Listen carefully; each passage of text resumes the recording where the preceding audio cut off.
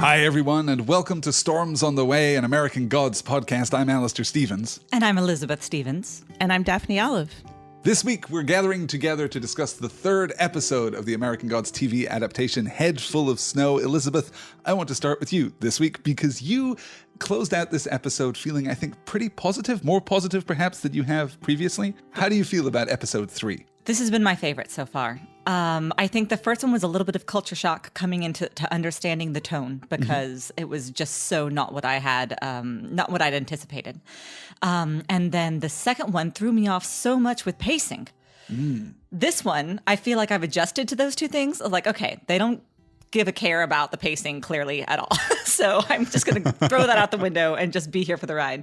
And having adjusted to the tone that they've set and to the feel of the show, this was just beautiful. And this one was the most emotionally moving for me. This one was the most touching, I think. And I can't think of a moment where I was ready to move on.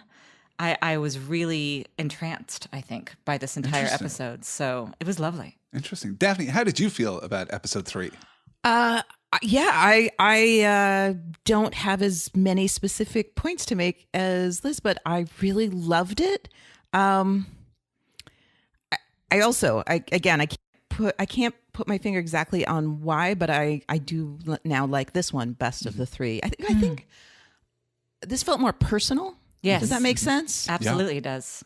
Yeah, I think that's what it is. Like that I'm, aside from basic Ian McShane delight, I actually feel like each set of characters, like I really understood them and felt for them. Yeah. Even, or maybe especially Mrs. Fadil. I mean, even if we only had them for a short period, I somehow really felt like I had a bit, a mini relationship with each of them. Relationship, that's very good. Yes, everything connected with me in this episode in a way that it hasn't always so far. So, and again, some of that was just the shock value of it being not what I expected. So now that I think that I've moved past that into episode 3 and I don't have those same kinds of expectations, I'm really just compelled by all of it and drawn in. It did certainly feel as though the structure this week was more intentional, was more clean than it has been in previous weeks. It's interesting looking at the way the episode breaks down, actually, that we have essentially 5 segments, 4 very long and significant segments. We get the first with Anubis and Mrs. Fadil. Then we get all the events in Chicago. Then we have a very brief dash, a little cutaway to Mad Sweeney. Then we come back to the extended sequence of Salim and the Jinn, and then we close out with Shadow and Wednesday again. So it feels like we're getting a very literary structure here, very purposeful structure. Yes. And when I think about the third episode as contrasted with the first 2, that intentionality is what rings true to me. It feels as though we're just a little more confident than we were. We've kind of brought the audience in exactly the same way as Shadow has now pretty much been brought into this world. Do you believe in me yet? I like exactly. that. And we're able to move forward with a little more purpose. I am very curious to see how these first 3 episodes stand when we have the entire first season to look at, because this is the third episode in a row that's directed by David Slade, and this is the last episode that he is going to direct for this first season. Oh. Okay, I was wondering about that. I thought maybe he was going to just do the whole season. I was fascinated by that. If I am not usually how these things work. It seems as though these are the only 3 that he's going to do, which is very, very interesting. Not least of all because we've had such a wild divergence in visual style. And I should say he hasn't directed every part of these first 3 episodes. Yes. Famously, the Anansi sequence in episode 2 was directed by someone else. But I'm really interested to see if these 3 episodes work as a trilogy within the larger structure of the show. We'll be looking at that, I guess. Oh, interesting. At the end of the first season. Right. Okay. So let's get into our breakdown and begin, I guess, with Anubis and Mrs. Fadil. Gosh. Daphne, I want you to tell me about Mrs. Fadil. I want you to tell me of your love for Mrs. Fadil. Okay, I'm really appreciative because we're just having saucy older ladies, and the saucy older ladies. This is just a thing that does it for me. I love saucy older ladies, and it's interesting because she does have a lot of stuff in common with the. I see, and now I'm very self-conscious about how I'm pronouncing it with the Zorias. But this just kind of matter-of-fact sauciness that just delights me. And I just felt like she possibly, I mean, I guess well, yeah, she's human. She's not a god. So like she just really spoke to immigrant experience in a lot of ways. This like, they won't appreciate me. Oh, I'm making it perfect, but it doesn't even matter because they just don't get it. Like there's just a whole lot of they don't get it. I have a phone that my grandson tells me is also a camera. Right. I thought that shot down through the building was fascinating because I like that. We don't know where this Somewhere in America is exactly. No, I was looking at the skyline, watching the episode for the second time, and perhaps this is my lack of familiarity with American skylines, but I couldn't readily identify the city, and I'm not sure if that's a generated anonymous skyline. Well, or she not. says once she gets up with Anubis, she says, this right, is she not says Queens. This is not Queens, right? Oh, sorry, of course, right. We do know exactly where this is. It's okay, which is perfect. Like I just love the building that it just like we just went on every floor. Like we just like fast pan through so many different cultural groups that you would not necessarily find in one building in Queens, but I loved it. But I think it's telling, therefore, that the shot that we get of the skyline is not that classic New York that classic New York skyline. It's not an establishing shot. I think it is actually right. Sense. No, it could be because it's like warehousey, so that actually could be the outer boroughs. Right. No, if you're from that part of America, then you know. But you're saying it's not like it's not stereotypical New York style. Right. The Scotsman and the Oklahoma girl didn't get it. Is what we're saying. Well, neither did I clearly, but like looking back, once you reminded me that it's Queens, where of course, the fire escapes, amazing. Sorry, the fire escape is fantastic. Yeah. No, it's interesting that we start the episode too with our Somewhere in America caption not being in this calligraphic script across the screen, but rather being diegetic. This is just graffiti on the wall, which I thought was a really interesting choice. I thought this was indicative of a new direction, but then we get a much more conventional Somewhere in America caption later in the episode when we introduce the Jin storyline. So did this speak to you? Does this carry any kind of thematic weight for either of you? The idea that this is just graffiti, or was this just an aesthetic choice? I liked it very much, but for me, I think it was just a little bit more like the setting. I mean, it was like the shot of the burrow. So I didn't think too much about it, I suppose. That's a boring answer, but there you have it. Well, sometimes you have those answers. I didn't think about it beyond going, oh, cool, look, it's graffiti. I wonder, like, if we're going to get different things every time. That's as far as which I do like. I like that. I thought a lot about it and didn't get anything more than either of you. I'm just not sure there's anything else there, anything else of great significance. So we get this establishing shot, we get this amazing, tracking shot down through the building into Mrs. Fadil's kitchen, and we get this wonderful sequence where she is teetering on the stool, trying to reach the jar on the high shelf, which is so tense immediately. Yeah. Right. It's so tense. Okay, sometimes I worry that I'm the one who gets that because I'm like such a oh no, don't do that. Such a worrier. It's really great. And then, of course, completely narratively significant because we'll come back around to that. We have her talking to her very prominent and, symbolically weighty cat in the room. I'm not a cat person, but wow, that's an ugly cat, that's right? a creepy ass cat right there. I forget what those are called. That's right, those hairless cats. That isn't that an Egyptian cat? Yes. Yes, it is. Yeah. Okay, the last time I remember, was it Friends? There was some show where where they had the hairless cat, and it was everyone talked about how ugly it was, and I was like, yep. And I love cats, and I don't like that cat. Yeah, that's not a cat I would want. Pretty creepy. So then we get the knock at the door, and we get our introduction to, well, I'm not sure what we should call him, because he does go by another name, but I guess Mrs. Fadil calls him Anubis straight out. He does go by another name? Well, we're going to meet this character, minor spoilers, we're going to meet this character again, and he's going to go by a human-ish name. Oh, okay. Well, okay, so like Anansi. Yes, or like Wednesday, for example. Sure, yeah. Well, and he said, I am of death, which I thought was very interesting. I like that better than I am death, or I bring death, or whatever it was. I am of death. I thought was lovely. His dialogue throughout is just extraordinary, and the performance is beautiful. Oh my God, I'm in love with him. Completely arresting. I was so close to tears through the whole sequence. Me and too. couldn't quite figure out why. Every time I was when I just watched it right before we were meeting to talk, I was chatting with Lawrence Horner, and I was like, yep, crying again. Yes. Yeah. Opening sequence here, making me cry for the whatever number time now. Like I just, this is it. This sequence is just so beautiful.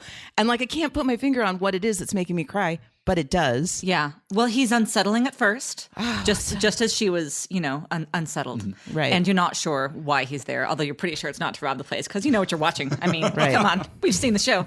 But he's unsettling at first. And then when he first smiles, when he says...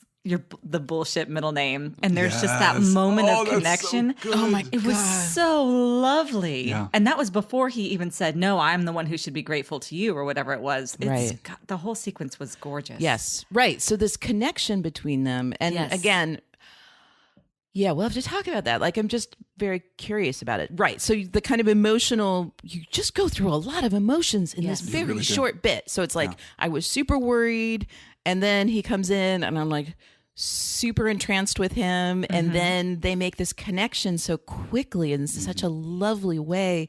And then I'm just really moved by that. Yes. And the way... and the story of your tita told you these stories, and her eyes well up and she says, I remember. Oh my God. I know, right? Right. She says, I remember. And he says, you do. For that, I bring you to the scales. Exactly. So it's not that she remembers, though she does. It's that throughout her life, she has believed. And this, crucially, is not her faith. This is not her cultural faith. Right. She says that this is a Muslim household. Right. But these stories have settled so deeply within her that these are the stories that she believes. Well, it's very possible that she believes both. I mean, that's what's fascinating. Is like, for me, as someone who didn't read the book, like I felt like this was giving me a new facet. Sure. That, because, it was like we had belief, like full on, killing each other for the sake of belief. We've had also, we've been seeing a lot of different variations, but stories. I mean, again, we three are people who love the idea of stories as being powerful. Sure. Yes. But the idea that the telling of stories and the absorbing of stories ends up being a type of prayer or worship or a connection with a God, an investment of belief. Yeah, exactly. But like, not, again, she makes it very clear, like her belief system is Muslim, but that this passing down of stories is also a version, is also a thing. So it's not. And that I would even say that her culture is Muslim. She says, this is a Muslim household. She doesn't say, but I am Muslim. She says, this is a Muslim household. See, I take her at her word, though, that she is Muslim, but that she has this other kernel of something else as part of her identity. Could be what spoke to her. But what's interesting about that is presumably she has not observed her faith in this regard. That she hasn't conducted, religious practices or offered prayers to Anubis through her life, or to any of the Egyptian pantheon. This is just, you're right, Daphne, the power of story. And we get a couple of interesting things about gods in this opening scene, because Anubis displays, much like Anansi displayed, an ability to foretell the future. He tells her exactly what is going to happen to her body, what her family are going to do, and that's which may or may not be actually what's about to happen. He might just be comforting. Did you have any sense that he wasn't completely sincere and genuine? I mean, his sincerity is so radiant throughout this entire scene. I think that's why I love him. Let's get to the end of their sequence, and then we can go back. I mean, I think the first time I took it all completely at face value, and the last little bit puts a little question mark on their whole interaction. So, which makes me a little sad for what I felt in the beginning, but also adds like layers of interesting speculation for me, right?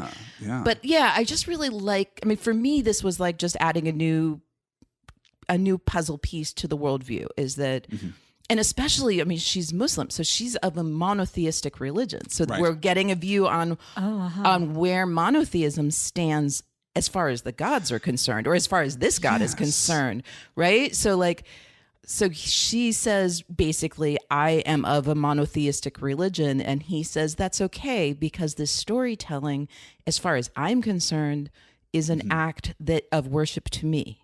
Yeah. The belief itself, even if that belief is unexpressed, even if that belief is internal, it is even if fuel. Even if she wouldn't have defined it as belief. That's what I'm saying is so interesting to me, that she didn't necessarily, she seemed a bit surprised that he was honoring this storytelling as as a religious act. Yes. Right, because previously we've seen very performative acts of religious faith, whether it's the Vikings right at the beginning, the Northmen right at the beginning, or Bilquis, for example, or even Anansi. We get that explicit prayer. We get that bargain made with Anansi. Right, exactly. This is a very different kind of interaction. Right, it's very subtle. It could be almost passive, but not really passive, just passive as a religious act. Yeah. It probably was a very active thing for her as a child because, I mean, anyone, sitting with your grandmother being told stories is for most children a really important part of their personality. Yeah. Yeah. If for those who got to have that experience, it's a huge part of their personality, but she may not have ever seen that as religious, or certainly not an actively religious act as part of her personality. So we get this gorgeous transition as we move out onto the fire escape, and we climb the fire escape up and up and up, and we get this transition to outright magical realism as the building just extends ever upward, which is a gorgeous shot. We finally climb to the top of it and find ourselves in the desert. This is not Queens, as she says. We have the unveiling of the scales. So this entire sequence is working for me better than any of the special effects sequences that we've had so far in American Gods, because it is heightened. And I think that's true throughout this entire episode, because I also love the rooftop sequence that we get with Shadow later, though in a very different way. We get the scales, and we have the very traditional weighing of the heart against the feather.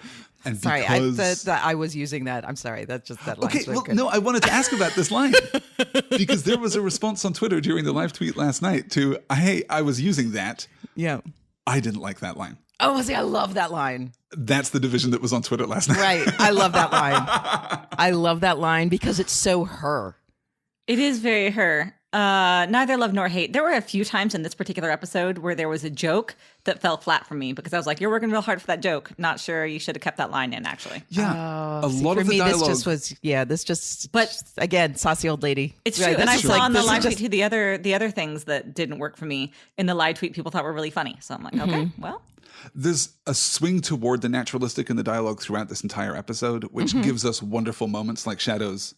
Yeah, like marshmallows. Which was the other one that did not work for me at all. See, that didn't work for you. No. Totally worked for me. Love it. Mm-mm. Love it. I almost sent you that GIF instead of the one offering you hot chocolate. Glad I chose well. Well, we'll get to marshmallows. It's true. Yeah, we'll get a little while. Yeah, we'll get to those. Sure.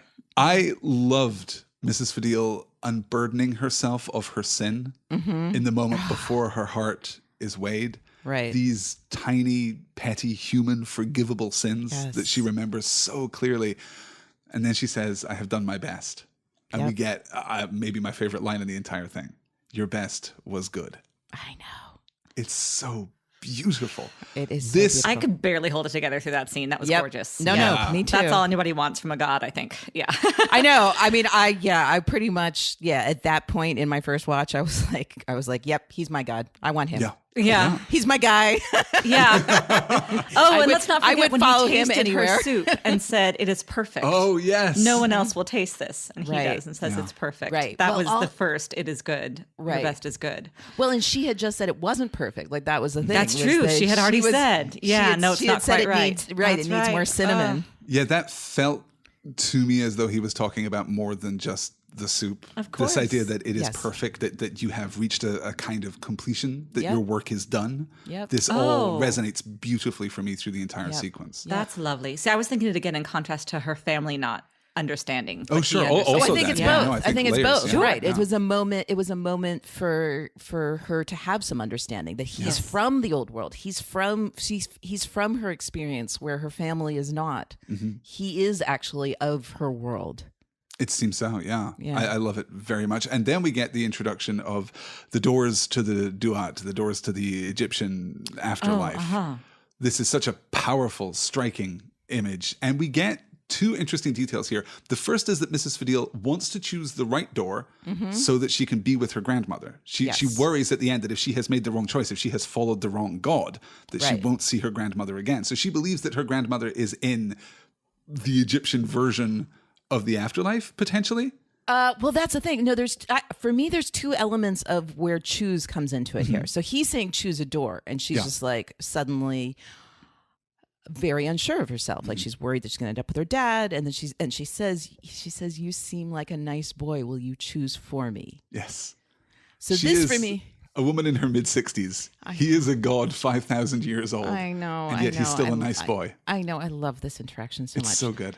So for me, I mean, I think that choice is the big theme here. So I think that they're really setting us up for like how, whether one chooses for themselves, whether someone lets other people choose for them. I think that, but to follow the wrong God is a different thing, because she did just go with him. Like she did say in the beginning, this is a Muslim household. Why are you here? Yeah. But then she did go with him. But her worry about her tita isn't about which door to choose. It's whether she should be there at all. No, that's true. Right. The point that I was making was that to some extent she believes that both her father and her grandmother are in this afterlife. So I'm curious about to what degree Mrs. Fadil's faith is recent. Did she marry into a Muslim family? Did she marry into Muslim culture? We have no way of knowing that. No, but we have no way this of knowing. expectation that both her father and her grandmother would at least recognize this experience, because she is concerned that following Anubis here may separate her from her grandmother. Right. So the idea that belief, that faith, that these stories have been passed down to her, again, is just reinforced here. Then we have this moment where she pauses on the threshold. And no, but she's pausing on the threshold of the one he chose for her. Yes, That's the thing. yes. She didn't choose in the end. He said choose. She asked him to choose for her. Right. A door opens and she pauses on the threshold. See, I still think we're seeing this part a little bit differently. I think she's pausing on threshold, worried that like her grandmother won't be in any of these doors. Oh, no. I completely agree. Oh, No, okay. I think you're entirely right. Yes. And then the cat pushes her. And for me, this reframed their whole dynamic. And maybe I'm, influenced by how much trickery gods have used up until now. No, I think that's fair. Yeah. But yeah, it was like he told her to choose. She didn't want to. He basically did choose for her. Like then he did. He opened a door and then she got pushed through it. We don't know which door that is. We don't know if that's a door that serves her, a door that serves him, or a door that, is just randomly chosen. We don't know. And so I just felt like, okay, now was all of this beautiful interaction part of a trick? Like maybe she should have been going to the Muslim god. Maybe she should have gone to, maybe her tita's not there at all. Maybe her tita really isn't there. Maybe, if not who knows? That, at least, is this interaction self-serving on the part of Anubis? Does it echo what we discussed last time about Anansi's sequence in the Dutch slaver ship? Yes, exactly. Is this just about the belief? Do we actually care what happens to Mrs. Fadil? I mean, we, obviously, the audience, human beings, people with, souls and hearts and care goodness very within much. them care. Right. Yes. But does Anubis care what happens to Mrs. Fadil? And what are we to make of that? I'm going to be very interested to return to this character and to see what we make of him. I'm glad to hear that we get more of him. That's great. Yeah. I want very much to believe that he is the benevolent creature that we thought we saw, but but most of me doubts it. Like it was like I was super moved, and then I was like, oh no, I'm scared that this isn't what I thought it was. And I mean, in some it was. I mean, like going back to cons, like when you're conning someone, you give the way you do that is you give them what they want. You give them the thing they're looking for. So as we'll see later in this episode. Was this a really beautiful con that conned me too? I have to say, I hope not. And I have to hope say not too. That's not my reading of it. My reading is that this kind of kindly and benevolent interaction is... But also like an oddly impersonal interaction. He is kind toward her, but not personally engaged in her story. This is the fulfillment of the narrative, essentially. Right. This is what he does, so he does it. And he does it with kindness, and he does it with warmth, and he does it with care. But ultimately, he is not going to be changed by his interaction with Mrs. Fadil. This is just another soul that he's... Well, that's how I read the cat pushing her into the door. It's just like business-like. Okay, we actually have work to do, though. Yeah, we're done now. Go ahead. I tasted your soup. I was nice to you. Well, and perhaps, I mean, this is another question. I mean, they're just, wow, we just like the one little bit and just a million questions, but like maybe that's also a kindness. I mean, maybe choice is too hard a burden sometimes. Maybe. Yes. And so will that be a theme in the show? I don't know, obviously, but let's look at that in this episode. Like, is choice always a good thing? Is it a burden? When is it good to give people choices and when not? Absolutely. Yeah. I like that. I also like very much coming out of this sense that while Anubis was benevolent, it was a kindness that was simply a response to belief. That Mrs. Fadil did not seek him out, did not want anything from him, that this was a more organic and less kind of transactive interaction than we've had previously. Again, we've seen the almost rapacious appetite for belief, for faith, for worship on the parts of other gods, and this seemed not that, which is one of the reasons that makes me think that it probably is a little more kindly. Right. Than we might I have a point that I'll make in relation to a later scene that I think is interesting comparison to earlier episodes. So I'll just hold on to that bit. Well, that gives us a perfect opportunity to move on to our favorite scene from the book, I guess. We were discussing this last week. Move into the rooftop in Chicago. Sure, which was absolutely one of my favorite scenes in the book. So far, I should say I'm still only about halfway through. So Shadow wakes and climbs the fire escape, finding Zoraya Polokanaya with her telescope and her teddy bear looking at the Big Dipper. And this is super magical realist. This is very, very Neil Gaiman. This is bordering on the Doctor Who aesthetic here. Absolutely. Elizabeth, you were looking forward to this from last week. You were upset that this wasn't in last week's episode. Here it is. How does it work for you? It does and it doesn't. I really thought visually it was gorgeous. It was gorgeous to look at. And that sense of it being kind of ethereal and otherworldly was absolutely caught in the visual aspect. They went a completely different direction with Zoraya Polokanaya, and that didn't work for me. It was fine. It was fine. Interesting. But I was so much more moved by her in the book, mostly because there was a sense of safety about her where Shadow got to let his guard down for a bit. Yeah. And there was something about her that to me struck me as almost maternal. And not that there wasn't still something in the air that was a little more charged between them, but there was just this sense of she was very feminine, but also very safe. And this reading of the character seemed just a little, I don't know if pushy is the right word. A little flighty, a little frantic. A little flighty, a little frantic, and a little... The virgin thing and then the kissing, Olive was just, again, kept putting him on his back foot. And I wanted him to have a chance to take a breath rather than be on his back foot again, just because that's what that scene did for me in the book. And I needed it for Shadow in that moment. And so I missed getting that. However, in this adaptation, Shadow doesn't seem to need that nearly in the way that he did in the book either. So he seems to be finding his feet on his own in a way in this adaptation. So I don't know that that's necessarily... I think if I could watch the scene without having read the book, then it would be good and work for me and be really fun and magical. So it's really only that it suffers by comparison for me personally. And not a failure, you would say, of adaptation, but just a different focus. Just a different focus that for me personally, I thought took a little bit away, but I can also realize that that's completely subjective. I mean, that's all on me. Daphne, what did you make of the rooftop sequence and Zoraya Polokanaya? After we, hyped up your expectations last week and told you, it's going to be the greatest thing ever. I loved it. I don't know if it was the greatest thing ever, but I loved it a lot. And everything Liz just said, I don't have those problems because I didn't read the book. Yeah. Gotta say, this whole not reading the book thing, so much fun. Yeah. I was never this person, and I'm really enjoying it. Because I didn't have any of that problem. And I think it's funny. Some of the things that you just said are problematic for you by comparison are actually my favorite parts of their interaction. That's wonderful then. That's good. Okay. That's so interesting. Because I think that she was doing the same for me.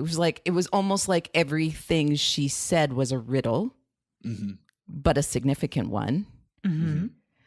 The kiss to me was fascinating because she asked him for something, but he didn't get to choose.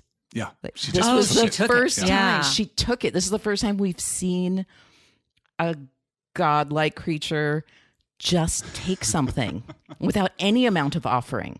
Yeah. Sure. Okay. Yeah. Which So is this is- significant in part when contrasted with Wednesday's, constant reassurance to Right. Shadow. This constant, push to have him acquiesce. Well, Right, all of them. right. And the whole, I mean, again, the last thing we saw on the show was the checkers match, which Right. was all about him being a willing sacrifice. And then we flip to this when Or suddenly media's job offer, for example. right. Yes, Everything, yes. the whole last episode. And then suddenly it's like, hey, I can give you something, but I need something. Oh, I'll just take that thing. Yeah. So I was just like, okay, now we've just totally changed the rules that I thought I learned up until now about how this thing works. It's interesting that you hesitated using the word God and replaced it with godlike thing. Well, because, it's of course, funny because she also Zoraya said, not a god, Polokanaya like a god. It is a thing, not a god, like a god, a bad thing chained up in those stars. And the further we get, the more I'm curious about the nature of gods in American Right. gods. The more Absolutely. I'm curious about what defines a supernatural being, because it seems pretty clear that there is magic governing the life of Mad Sweeney, for example. Absolutely. But it doesn't seem as though anyone specifically believes in Mad Sweeney. Right. So I'm curious to what degree we're seeing the intersection of... Well, except, wait, I have to say, I've got to say, like, if you're taking all of these creatures, all of whatever we're going to call them, in American culture, Leprechaun's doing pretty damn well compared to everyone else that we... Like, leprechauns are all over sports teams. They're That's like, true, every yeah. every St. Patrick's Day. They're just like, they are actually Lucky Charms. Lucky Charms, I was gonna say, even for kids. Like, Yeah. like, really, if we're defining belief as just like referencing different And remembering. beings, Yeah. Well, then that's- Leprechaun's got something on all of these people so far that we've met. That's interesting, though, because I'm not sure to what degree that kind of cultural representation of leprechauns speaks to this very specific, perspective on Irish culture, Right. and this kind of leprechaun, this, Sure. more fairy tale kind of Right. fairy tale in the oldest sense, I suppose, version of a leprechaun, the elven tradition of the leprechaun. Right. It's interesting. It's I think- curious. I think We may you're never be having- able I to think- pin it all kind of down. like I think that. I think Alastair, you're just having old world bias right now. I'm sorry. Like, I really do. If these are American gods, if these are American versions Well, of but gods, this and we're is the going to have to point. get to what Wednesday says at the end about never having been in another country. Exactly, which we will definitely So talk if these about. are American gods, then I don't But if know. these are American- is eating Lucky Charms for breakfast not a form of worship? I don't know. it I'm may not be, but saying in it that- is for sure, but I'm just No, saying sure. in our world, especially when they've gone with this kind of plasticized aesthetic. Yeah. But and- we're coupling that representation of leprechauns with this much older, specifically, Celtic perspective on leprechauns. Yeah, but we Which have I kind of like, because that's maybe why he has such a chip on his shoulder. He's just like, fight me, come at me, bro, like all the time. Right. What, you think I He's got like- a little he's green like, hat in my he's back like, pocket? yeah, I'm Fuck not off. tiny. I'm not tiny. I don't have rainbows in my hands. No, but I mean, think about it. Is that really ultimately different than when in the very beginning they made a wooden carving of Odin? Like, really? Is Well, that different? I would say is yes, the Lucky because- Charms? Is it? I would, because I think there's a fundamental disconnection between... We have seen gods being reactive, that gods come along after faith. We saw that, people Sure, start to believe sure. and then gods emerge. And they seem to emerge in response to that faith. And they do have some kind of internal, continuation of existence. They have some kind of personality that can endure even when they begin to be forgotten, as we see with Chernobog and the Zorayas. That seems to be true. But they are defined by their faith. So I wonder to what degree... Here's the question. Is Mad Sweeney a god in the sense that all the other gods are gods? No, I have no idea if he is or not. I'm just saying that I think you could. I guess I am now making the argument, not one could. I am totally making the argument that in American culture, he actually, I mean, when we were kids, we would see a rainbow and say, let's go find the end of that rainbow. Right, Because there's going to be a absolutely. leprechaun with Sure. a pot of gold there. But you weren't at any point imagining a 6-foot-tall leprechaun who would fight you in a bar. But that's what I like, is that that's the leprechaun that came to America in the old tradition, and this is what he's been reduced to and become, which is everybody, all the gods' stories. Right. Sure, possibly. Yeah. I mean, when I think about Odin, I don't think about a dude in an old shabby coat either. I was just thinking about this during the live tweet last night. Thank you, American Gods, for giving Wednesday the worst coat I have ever seen on television. I know, it would be so easy to give him a cool, amazing coat. But then he wouldn't be a good con man. You gave him the shabbiest coat. Yeah, and it's not even shabby in the, well, it's kind of shabby, but it's actually still quite attractive. You know, the Mal Reynolds coat from Firefly where, okay, it's seen it's seen better days, but it's you know, still pretty hot. This is just a terrible coat. This is like you went into any thrift shop and just grabbed the one at the top of the box. Sure. Yeah. It's perfect. It's perfect. Okay. We got tracked away from Soraya Polokanaya there. Mm-hmm. So we have this beat with fortune telling. She says all of these beautiful, amazing, cryptic things. I really like the sequence with Soraya Polokanaya, even though it feels, or perhaps in part because it feels like Doctor Who. I agree with you, Elizabeth. It doesn't feel like the book. It doesn't feel safe. It doesn't feel feminine in the same way. I don't like her energy in that way, but I do find her very charming. I find her irrepressible. Sure. And I like the fact that though there is, while the scene in the book is kind of very feminine and very gentle and very safe, there is also an underlying kind of eroticism to it. It is a kind of disquieting eroticism to it. And this is much more flighty and superficial, much more energetic, and it is paced relatively beautifully. Because if there's a criticism of the opening 10 minutes that we spend with Mrs. Fadil, it's that it's very slow. And that's true of a lot of this episode. Not a problem for me. Not a problem for me either in that particular instance, but it does take a while. What really makes Soraya Polokanaya work for me, though, is her dialogue. We get this line from her: "You were on a path from nothing to everything. You'd rather die than live in a world with bears in the sky. I like that. Kissing is disgusting, but in a nice way, like blue cheese or brandy." Right. Well, I especially like the "you would rather die than live in a place that doesn't have bears in the sky." Also, I have to correct myself. Last time I said, because of Wikipedia, that they were associated with Ursa Minor, which Wikipedia I checked still says, but but the important bear is Ursa Major that they're watching. And once you start delving into mythology and things like that, people there are 50 different versions of every possible myth, though not 50 different versions of Soraya Polokanaya because. She doesn't exist for this story. Yeah, so in that case, again, the show can do whatever it wants, I suppose. Yeah. But yeah, I feel like what she says also, like just everything she says, I feel like wasn't necessarily answered in the car at the very end, but like everything Wednesday says relates to stuff that she said. I like that very, very much. Looking at where Shadow is, and again, raising this question, albeit implicitly at this point, what did he lose? Right. Where was he before prison, and now, where is he by comparison? I think we're going to delve into that next week. If you happen to see the Next Week on American Gods trailer, apparently we're going to spend a lot of time with Laura next week, which is going to be a pretty significant departure from the book, I guess. Yeah. Okay. I mean, I guess I'm here for that. I'm interested in it. But seems a little strange. Oh my God, you all are, I'm sorry. I just always, whenever we'll do this, I'm just like, I didn't read the book. I just get to be happy with everything. Elizabeth, I wanted to ask you about possibly the second line. After I was using that line about Mrs. Fadil's heart, kissing is disgusting, but in a nice way like blue cheese or brandy. This is the second line that tore Twitter in half last night during the live tweet. Oh, did it? I didn't notice that. Yeah, did you like this one? Or is this a little close to whimsical for you? Or I like this idea a lot. I mean, I think that this is a line that could really easily be said of, I don't know, especially for a virgin, like sex, but for kissing, I was like, that was a pretty chaste kiss even. Yeah. And they just, how disgusting could this possibly have been? Blue cheese. God, Shadow, when's the last time you brushed your teeth? You know what I'm saying? It's like, seemed a little over the top for me. I like the idea quite a lot. Had things gotten any more heated, then it would have really worked for me. But it seems strange with such a simple kiss for me. So you would have leaned toward a more intense kiss?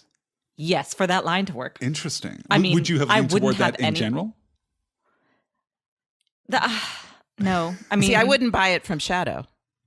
Right. Yeah. He already looked. No. Yeah. He was not. Yeah. He was and not that's there why I with think her. the whole kiss thing didn't work for me. Because again, I want to mother Shadow just a little bit, frankly. Sure. I need somebody to, just a little. Guy's been through a lot. Wednesday's about to do that. He's going to get him hot chocolate. Wednesday's going to take care of him. Okay, because that's the same. Definitely not self-serving. Quit your in bitch any and way. shadow. Drink your cocoa. Not the same. I was very relieved that we didn't sex up the scene on the rooftop. I was fearful of that Yes, when we were no. talking about the potential adaptation back when I was discussing the scene in the book. I was worried that they were going to take this in a very kind of seductive and breathy and femme fatale kind of direction. Sure. Oh no, they Super definitely glad they didn't. do No, that. she's Yeah. she's more playful. Yeah. Yeah, just her playfulness for me just kind of felt like similar to Wednesday's. Oh, interesting. Yeah, Huh. that A you kind know. of joyousness. Well, I don't know if Wednesdays is really joyous, but this kind of like, I don't know. For me, it felt like, yeah, this weird thing where they're like dealing with such serious stuff. Like he's about to start some sort of war, clearly. Right. And she's dealing, she's like, I'm really busy watching this thing, this bear in the sky that could destroy the whole world in a flash. But like the ability to just kind of take pleasure in the moment. Even Eat, if drink, it's- and be merry, for tomorrow we die. Exactly. Yeah. I just felt like this may be, some sort of, okay, not Mad Sweeney. He doesn't seem to have that, but but like a lot of them seem to have that, like, or moments of it at least. And I kind of enjoy that from them. Sure. I also liked that she says take the moon. So for me that was like her taking the kiss. Yeah. Interesting. Like, Interesting. Yeah. Huh. So Though, again, not offering him a choice. She tells Right, him to take exactly. it, then takes it for Exactly. him and presses it into his hand Right. and says, Exactly. don't lose this. Don't give this away. She's fascinating to me. Like Yeah. she just seemed like a super big departure from everything Yeah. we've seen up until now. I like that. I like that very much. Did you like the effect of her taking the moon? Sure. I loved it. I thought it was yeah. beautiful. Yeah, it stood out to me. It's one of my favorite visual effects that we've Yeah. done in the show so far because it was so understated. Yes. We didn't do a weird heightened CGI thing with it the way that we will later with, for example, the car in Yeah, Shadow's yeah. cup of marshmallows. Do not like that. Not a cup of marshmallows. I don't want to misrepresent Shadow here. He's not just eating a cup of marshmallows. It's clearly a cup of cocoa with some marshmallows. That's fine. Uh-huh. Though, given how much he likes marshmallows, I guess a cup of marshmallows wouldn't be impossible. I like the effect, is what I'm saying, of the taking of the moon and Yeah, it's transforming it good. into the It's Liberty good. Dollar. Though we haven't yet had the accompanying explanation from Wednesday, which is one of my favorites, and I hope that we still get it. I will say no more than that, but there is a passage that we get from Wednesday in the book about the Liberty Dollar, which is fantastic. So Yeah. I'm hoping, I would love to see Ian McShane deliver that.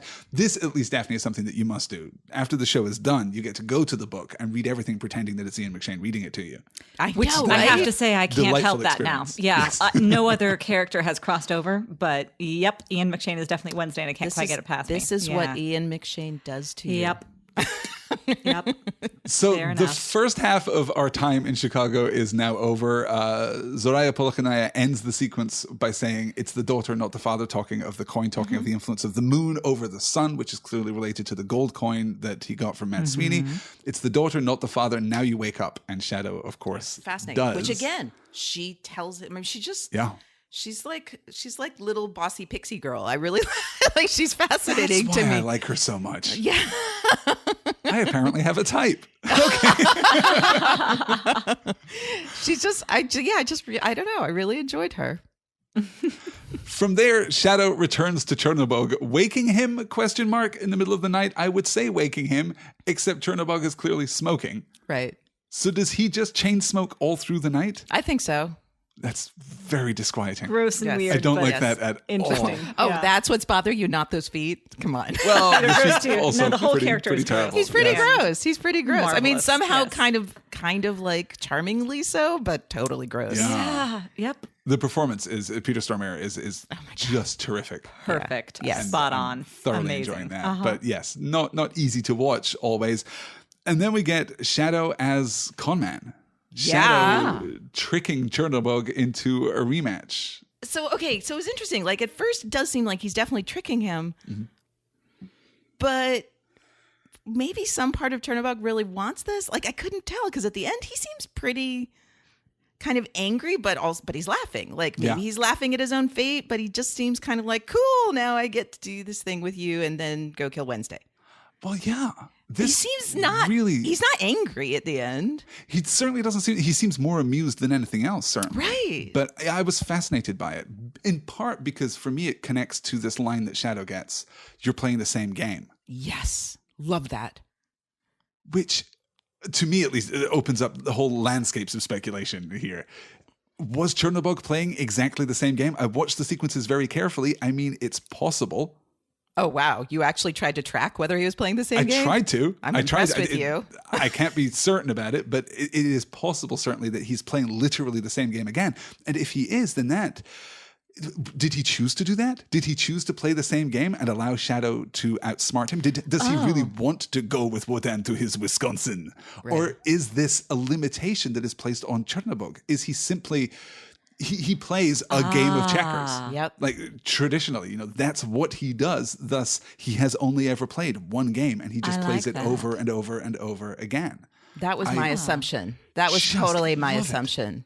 That is his one game of checkers. Yeah. Right. Well, especially because he looked pissed off when Shadow pointed it out. Yes, that made him angry. That part made him angry. Make him angry. The losing didn't make him angry, but that was the one point where he was angry. Was when Shadow said, "You're playing." He called him old man. Also, he said, "You're playing the which I think those two are connected. I think you're right, Alastair. That it's this idea that he can only do things in the old way of the old country, and he'll never be. I mean, that's the whole thing with American Gods, right? That modernity is winning out, and they're being left behind. Yeah.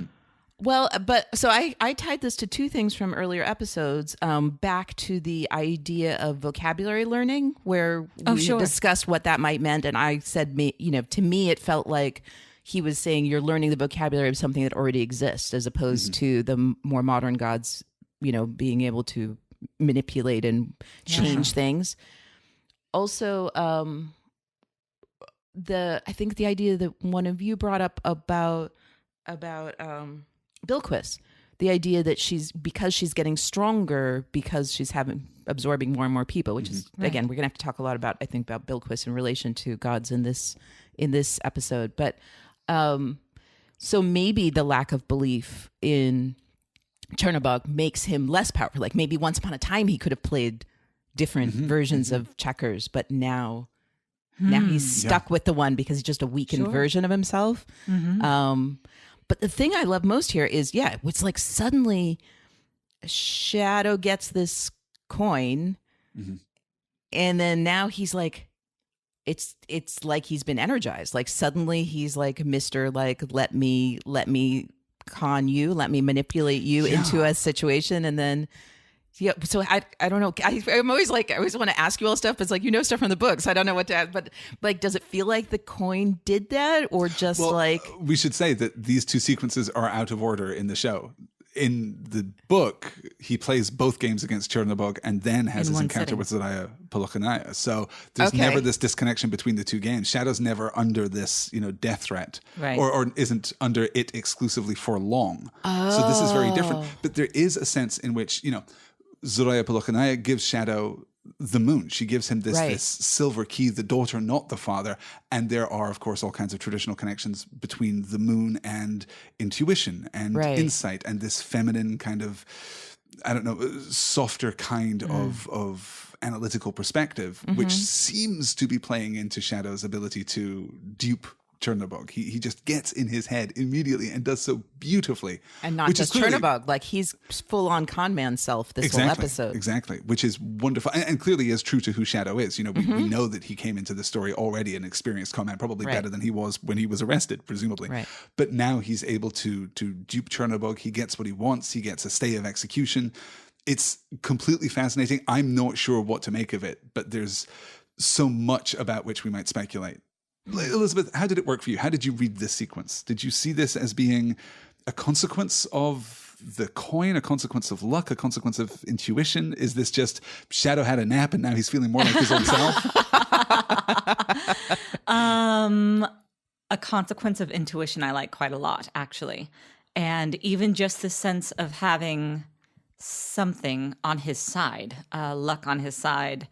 And the daughter, not the father. Was that what it was? Yeah.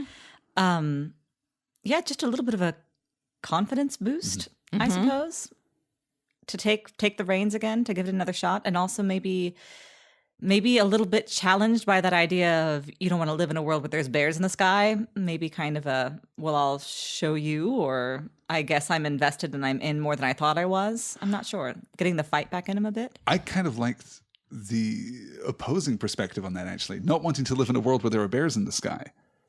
I could see that forcing Shadow to reappraise his situation. Well, I haven't angered a god. He's just a guy. I know how to get out of scrapes like this. Oh, interesting. Sure. That he was That's fascinating. restored to his capability in a sense by this idea that actually, no, the world isn't magical. It's just, these are just people. This is just psychology. This is just a con. I can that would make more sense since he has the conversation later with Wednesday in the car. No, I like that. Yeah. It's certainly possible. I should say, too, that the it's not the father, it's the daughter thing is traditional Slavic myth. What Zoraya Verchenaya says about opening the gates at dusk for her father to return, they are the daughters of the sun. Right. So the sun... the gates are opened in the morning, the sun moves across the heavens, the gates are opened again in the evening, and the sun rests under a black satin blanket, as we see in this episode, which is just gorgeous. This that's is where the actual Slavic myth. Yes. No, that was lovely, but I didn't understand that piece of the myth. That's actual Slavic myth adapted for three sisters rather than two. So. Does this mean we get to the flirting now? I think we'd better, hadn't we? Let's go. My goodness. These two. Zoraya Verchenaya and Wednesday. Him coming into the room, you should go to bed. I'm trying to. Oh my God. That little Ian McShane twinkle in the eye. Good Lord. Her beautiful gleaming hair. Yep. Yes. The brushing of the hair. I really liked that. Excess suits you, as he says to her. This idea that he is going to restore her to greatness, that she has been diminished over the years, decades, centuries that she has languished here, and that he is going to somehow breathe life, breathe belief back into her. This is, I love this so much. Yeah, it's really beautiful. Can I just take a moment, like, aside from just loving both of them so much, like I really do I want hours of these two. I really do. But aside from that, can I just say, like, how fantastic it is? Like, we just have a lot of really neat representation things in this episode. Yes. Can I just say how fantastic it is to watch an older woman? I know that she turned 90 during during the filming of this season. Did she really turn 90? Did. Oh yeah, there's a cute story, God. like, that they got her a cake that said, "I'm fucking 90" or something, which is just adorable. Find that on the internet. They talk about it. It's adorable. Wow, 90. That's beautiful. And so to have a 90-year-old woman be treated as a sexual and sensual being and worshipped in this way, I'm just really, really pleased with that. That just really touched me, and it was really beautiful. And there was no sense that, like, we're doing this because she's supposed to be old and we're just going to do this anyway. Like, this is a really, really steamy scene. No, it absolutely is. And I love, too, that we don't lean into any of this kind of more traditional or predictable narrative about one last time, Right. Your days are fading. You're almost done. No, it's not that at all. We could just be beginning like, again. Oh, right. Yes. And like, since when were you worried about getting a little wet? Right? Holy smokes. Oh, yeah. I know. They're not shying away from this at all. Leaning right into this one. Yeah. So I want to get out onto the street because that's my favorite part of the sequence. But we have first this interaction between Wednesday and Zoraya where he asks her about his fortune and she says that he will fail and they will win. And he replies, another candidate for my favorite line in the episode, "That's only my fortune today." Right. Which is interesting because then I wonder why he asked for the fortune. That was interesting to me. I was ready for a little, even just a moment's hesitation of, well, damn, and then that line. But there wasn't that even at all. So I wonder if if that was maybe a sign of respect to her or what. Right. I'm not so sure because out on the street we get this fantastic exchange where he says, "I want knowledge over comfort over all things always." Yep. So it does seem as though being told his future is something valuable, is something that he can use. It's something that he can act upon. If anything, it felt to me like he's energized by because it's when she says they're going to kill you this time. He's like, let me just get things going. Yeah. I suppose so. That's very interesting. Yeah. Which again, this works for me with his personality. Like maybe this is part of who he is. Maybe he just wants to throw himself into battle. And the idea, and that would make sense. And that if the stakes are high, like if anything, that just makes it more exciting for him. I mean, he really works for me here as like someone who is energized by the idea that he's going to fail, that somebody else's idea that he's going to fail. Like maybe he's energized by that too. Maybe he wants to die in glory. I have no idea because I don't know where this is going and I don't really understand Wednesday yet. Maybe the idea of dying in glory like suits him above all things. Who knows? Sure. Well, we do get a very interesting turn Right. from him. We get to see something new from Wednesday when they kiss and the storm arrives and the rain falls in this glorious sequence. And Zariah says, I can taste you on the rain. What else can I taste? And he says, war.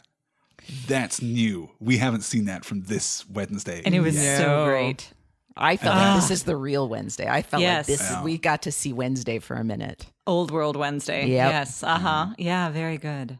Do we have anything else to say about Wednesday and Zariah Vorchinaya before we move on, except to say that we love them more, I know. I would please? like to linger here forever, but yes. Love, love, love. Yeah. I have a question. It seemed to me the rain started to come down and then he puts up his umbrella, but he never got wet before the umbrella even went up. Did you notice that? Anything? Nothing? I just thought that was very interesting. Like the rain was pouring down. He puts up his umbrella, but there's not a drop on his coat, on his hair. There's just Yeah. That It's was very so interesting. heightened, though. Oh, at but that then we point. did get the rain coming in around and the hole being over right where they were when we saw Zariah Polaknaya back on the roof again. So maybe that was all, that it was around him but not to them yet. That I suppose that Or could that have it was been coming in across Yes. the street too, Yes. and he just anticipates it before it Yes. hits him.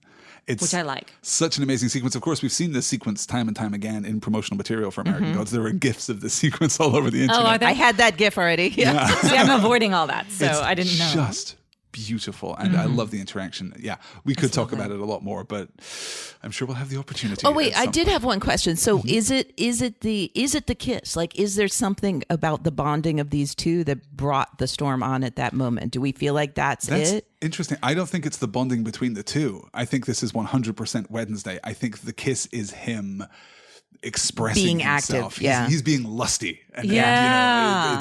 this took me back actually to Mad Sweeney fighting in the bar. Yeah. Yeah. That it feels that, when the sap is rising, that your Right. power Right. waxes and you get this.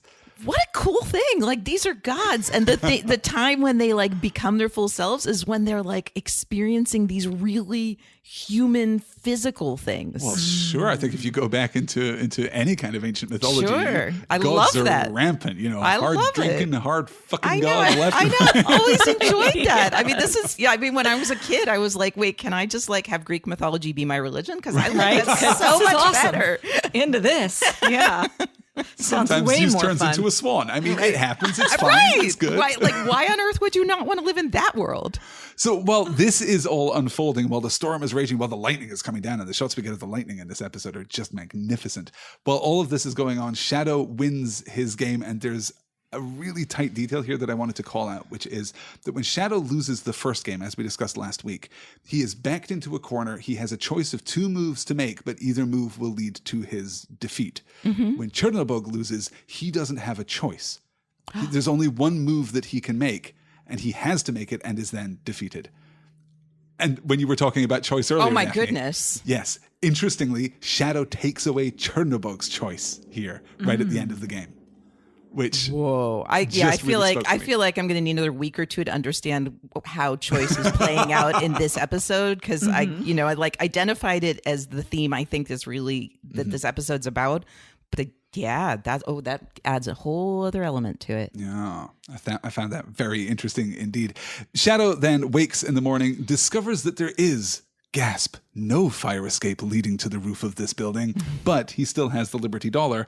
Elizabeth, did this reveal work for you? It was beautiful in the book because everything was so crazy in the book, and it felt a little more like it could have gone either way. It was ethereal, yes, but his whole experience has been kind of crazy up until now. In this show, it was so clearly dreamlike and magical and crazy that it seemed a little silly. And unless it was just, no, it didn't work for me. It seemed silly. The reveal itself. The reveal specifically. itself, yeah. Because it never felt as though it was a real thing that was actually happening. Never did. Anyway. And even when he woke up on the couch, he had this look on his face like, oh, I was dreaming. Yeah. So there was no just groggy, rubs his eyes, wakes up, then looks out the window and is surprised. But there was that wake up. She even said, wake up. And he, the eyes blink open. So it's actually a dream within a dream, the way I saw it, not knowing anything, because she says wake up and then he goes to Chernobog. Yeah. And then he wakes up fascinating. again. I like that better. Yeah. Which may well be the case. I do think we're leaning toward something with Zariah Polaknaya that suggests that there is a kind of immutability of space, because yes, this is Shadow's dream, but she does appear to be on the roof when the storm comes in, because we have this clear and he opening has to the Big coin. Dipper. So Exactly. right. So it feels as though maybe there is a kind of that it's not just about representation. It's not just about glamour and illusion. Right. That there is actually some kind of spatial mutability here too, perhaps. We'll keep track of that too. Sure. As we go forward, you guys. Still so much to discover. We cut from there. Well, we get the great exchange, I suppose, where Wednesday tells Shadow that they're going to rob a bank. Yep. Yeah. It's a pretty good hook. And Want I some should coffee say, or whatever it was. Yep. So good. we are at this point 23 minutes into the episode. The episode so far has been split pretty evenly between Anubis and Mrs. Fadil, and then everything that happens in Chicago. Everything that happens in Chicago feels pacey and urgent and purposeful. Quite. It feels really strong to me. I completely love that entire sequence. Then we cut away to our little intermission with Mad Sweeney, who wakes in a bathroom stall, predicts that his luck will protect him, and then discovers that it won't so much, ? Is this the first moment where we understand that Mad Sweeney's luck may have deserted him, or may even have turned to the ill? First time I watched it, first time I didn't. I needed that second bit of bad luck. I needed someone to actually say, wow, that's really bad luck. And then be going, wait a minute, he's a leprechaun. I needed both of them. I did. I think I also needed both, especially since it was a miss. I mean, he got a little glass in his cheek, but that was also, I don't know my ammunition very well, but I felt like that should have been a pretty... Right. That luck was not involved is basically what I'm saying. Like, had she wanted to shoot him in the face, she would have. If she was, I don't know, it could have gone either way. Well, so but I the things that he predicted didn't happen. Like when I watched it again, I was like, he was pretty, and he says to her, "Don't push your luck." Yeah, because he says bad things basically are going to happen to her if she tries to shoot him.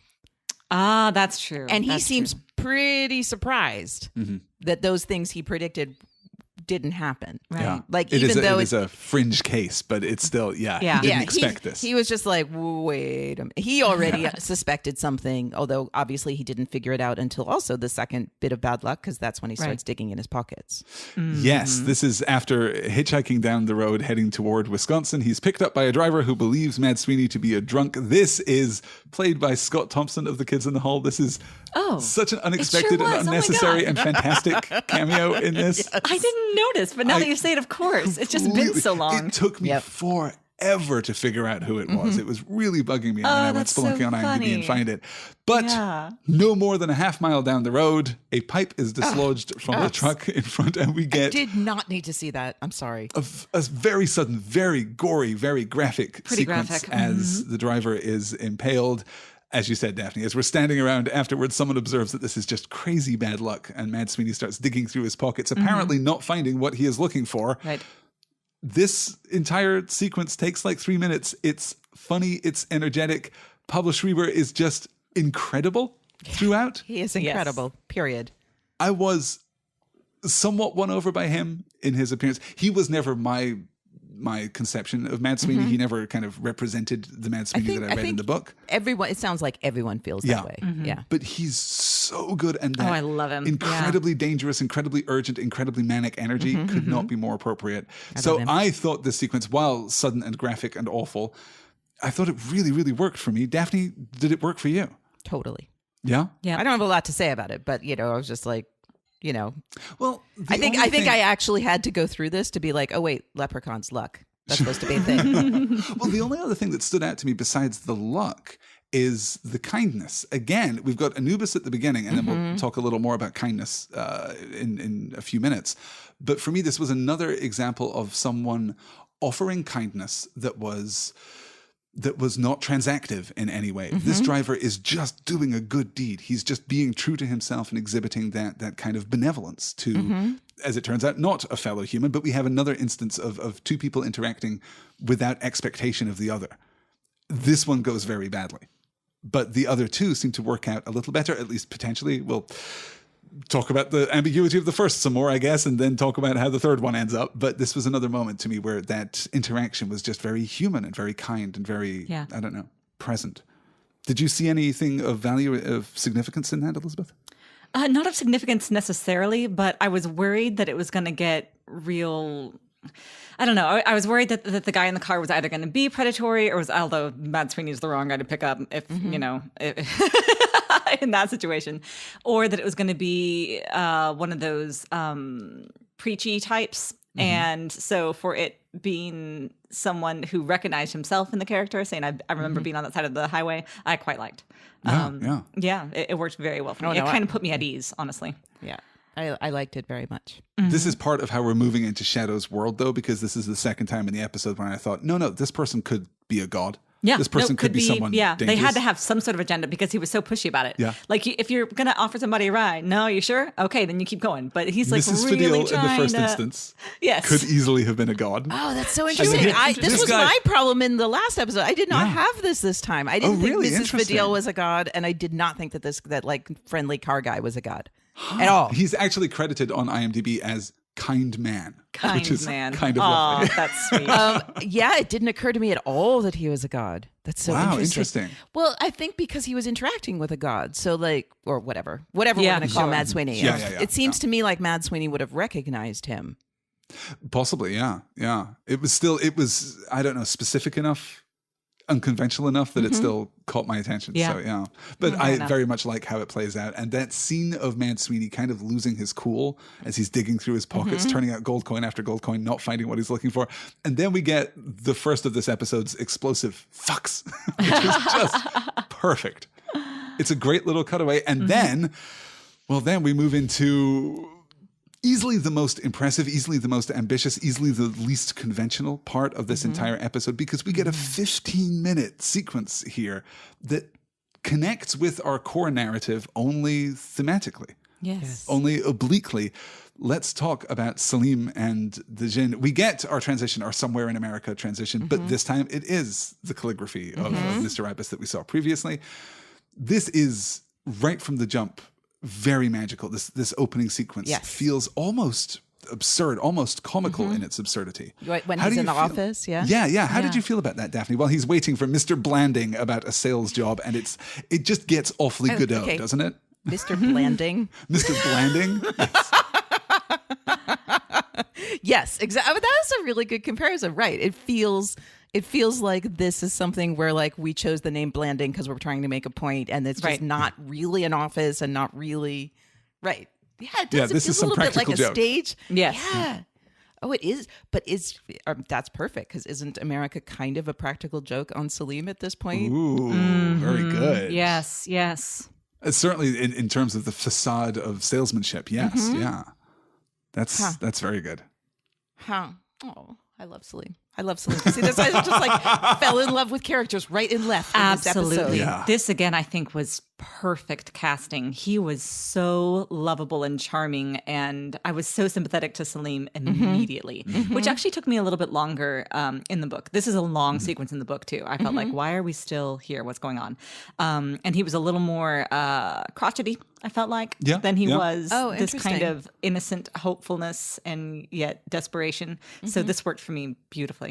Yeah, particularly the smile at the end of the sequence. Yes, the smile at the end broke my heart with that. Yes, a salesman Almost is genuine. naked in America Yes. without a smile. Oh, He's God. just so dedicated. It's a beautiful, beautiful sequence. Though, again, maybe a little more heightened and a little less grim and naturalistic than I might have wanted it to be. Oh, no, see, I don't know if I know how to say why it worked for me, but it just this whole part, the Salim and the Jinn story just worked for me from the beginning to the end. Sure. Even though I don't really understand what happened, but I love it. Well, we'll have the opportunity to talk a little about what happened, I think. Salim finally leaves the office after being basically given the runaround for the entire day. He is dejected. He gets a cab.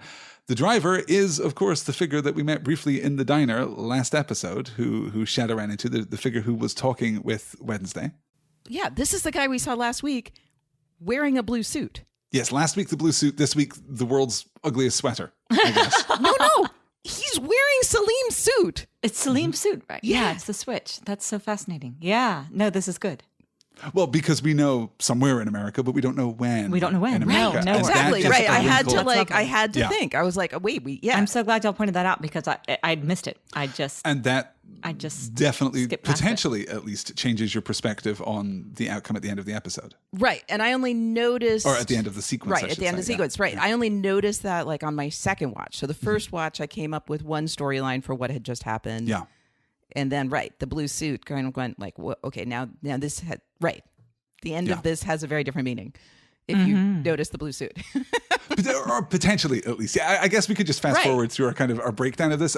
This is the figure that we met last week. He and Salim talk about Oman, the lost city of Ubar, and sales in America. They're stopped in traffic. The driver falls asleep. Salim hesitantly shakes him awake. Oh my and then we get the reveal. Right. Daphne, I know you so well that I can say this. The moment when he reaches out and hesitates before touching his shoulder broke your heart, didn't it? It did. It broke my heart. It sure did mine. Yes. Oh, I loved it so much. Yes. Yeah, there was just, it's rare that you get to see that much emotion happening in a hand. Yes. And then it just felt like all of that emotion was what activated him, because it didn't just wake him up. I mean, I don't feel like it was just that he woke up and his sunglasses were out of place and that's why we saw the fire. I don't think so either. Right. Okay.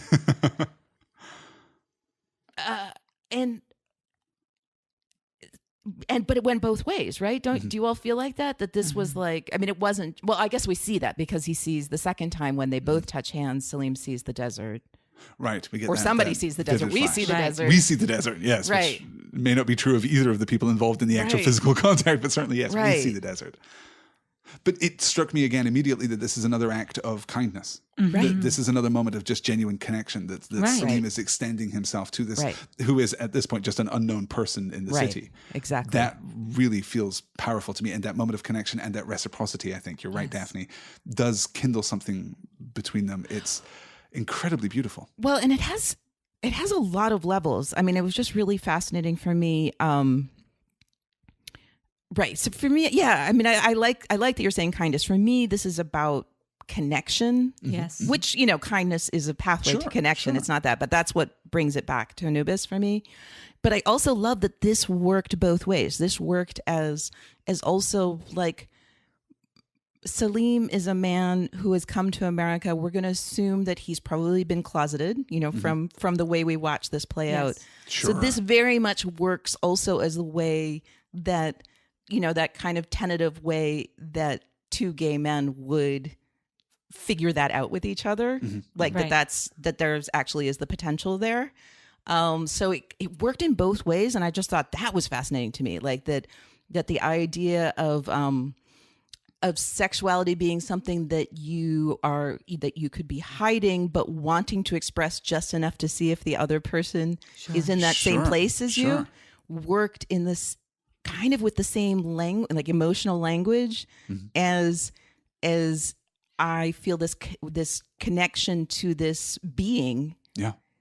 And I'm not sure why. And then to have that become apparent between them, like that connection, that I felt like both of those storylines happened simultaneously in that car and made a really neat parallel for me of how those two experiences would be so similar.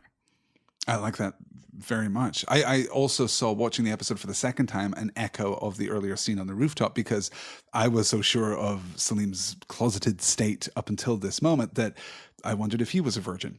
If we're tying back to Zelaya Palokanaya and the idea that virgins are themselves inherently powerful, which might throw another complicating factor into our interpretation of this entire sequence. Oh, yeah. I think we could assume from the way he talks to the jinn when they're in the room and talks about granting wishes. I think we can. I went into this assuming that Salim had never had sex with a man, at least. Yeah. Oh, I didn't necessarily think that. Just that he'd been very lonely for a very long time, in much the same way that the jinn had been unseen and unremembered in a very long time. Yeah. I mean, it definitely could be read either way. For me, I mean, I guess just knowing that he had just come to America from a country where it's much harder to be a gay man. Yeah, of course. So that was just the assumption I had made about that.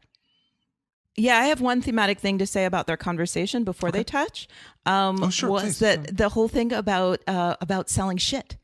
And that he specifically says tourist trinkets. And so for me, again, this ties to me for the show, because I guess I still don't understand your reactions to what I said about tourist traps and roadside attractions. But to me, this went back to this whole thing about this kind of glossy fake version of things rather than the gritty version you all were expecting. So this reference to, every store in America has, how could you not manage to sell shit? Because when I look in every store, that's what they're selling. Mm-hmm.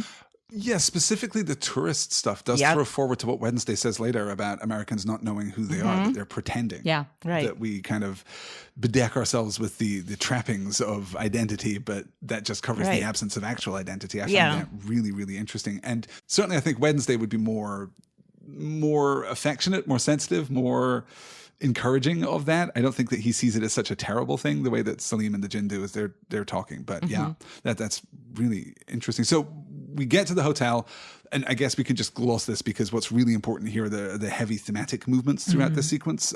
We should say, if I can presume to speak for the two of you too, that it is impossibly beautifully performed. Yes. And just sensitive and thoughtful and incredibly shot and provocative, yes, and kind of transgressive in its intimacy, which it's I very find intimate. really interesting. It's romantic. Yeah. It's very, just a fantastic sequence visually.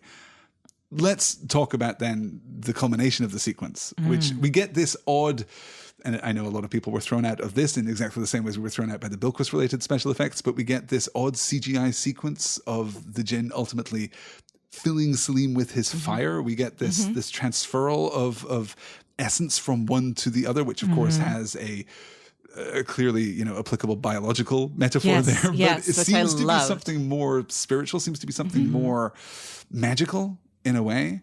And then we conclude the sequence with Salim waking the following morning to find that the Jinn has gone and, hey, probably taken his suit too. I guess so. And the clothes that are left on the floor are his, and he discovers that he has been given, a new identity. This is assuming that the person who wakes in Salim's body is still Salim. Right. Before we get to this, can I talk a little bit about how this relates to Bilquis for me? Sure, absolutely. Okay. Yeah, let's just note that this is our first truly consensual sex scene. Like, it's beautiful. It is a beautiful, intimate scene. It is so different than the Bilquis scene because those people were consenting to have sex with a beautiful woman. Salim wants to have sex, and he actually initiates. So there's that too. So like Bilquis had to trick people to come to bed with her. Salim is the one who initiates. He invites the Jinn to his room. Yeah. So this is a totally different dynamic we're having here. Sure. Completely different speaks dynamic. very powerfully to these questions of choice. Yeah. Right. To the question of choice, to the question of, And it's just, he knew who he was about to have sex with. He knew who he was inviting to his room. He's an active, this is, the sex More that we've had. Active worship, right. Which is tied then to, again, questions of consent in sex, period. Like that those people were all consenting to something that they didn't know what they were consenting to, kind of like how Shadow was consenting to the checkers game, not understanding initially what that was about. This is our first moment of like full on consent. Interesting. And beautifully reciprocal sex. Like this was just, so I think this is really significant in this. Well, I guess that depends on how you interpret the outcome of the sequence, on whether things work out well for Salim or not. Okay, that's true. Okay, so let's get there too. But I have one more thing I wanted to say about it. Was that the Jinn says, "I don't grant wishes." Yes. And Salim says, "But you do." Okay. Let's try and pin down the ending here. Let's try and pin down what we make of this, and that will allow us, I think, to access this a little more fully. Elizabeth, let me ask you this as plainly as I can. What happens in the sequence? What is true of Salim when he wakes up the following morning? I was so sure we were going to see a little fire flicker in his eyes behind the sunglasses, and we didn't. And that was very purposeful. It's at the very least, he has a fresh start and a new identity and is free of this awful sales gig that he had before. And certainly the money's not going to be much better. I mean, the Jinn was very clear about how he worked as hard as he did for nothing. But there's at the very least, he's given his freedom, and he's out of this job that he hated, and out from under the thumb of his brother-in-law.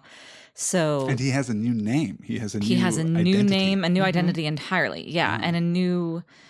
And this new name and new identity are completely anonymous. I mean, he has a complete fresh start, plus his sexuality. So at the very least, he comes out way ahead. I don't see a reading of him being filled with the fire in the way that he was, and the flames coming out of his eyes, without at least a part of the jinn's magic and power imparted into him. Which ties to his last line of the sequence when he says, I do not grant wishes. I do not grant wishes. I think he knows exactly who he is. So I think that he has been imbued with the power of the jinn. Like, however, I don't know anything about the mythology of a jinn, but that appears to me to be what happened. I think it's the only way to read it. I think it's a beautiful reading of it too. And I think it says a lot too for...